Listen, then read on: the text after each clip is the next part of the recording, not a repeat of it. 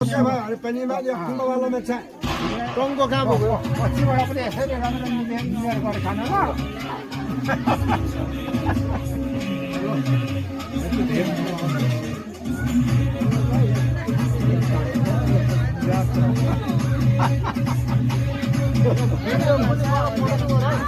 video गर्नु मिलेर गरेर खानु राम्ररी ल भिडियो भइरहेको छ है पैसा खानु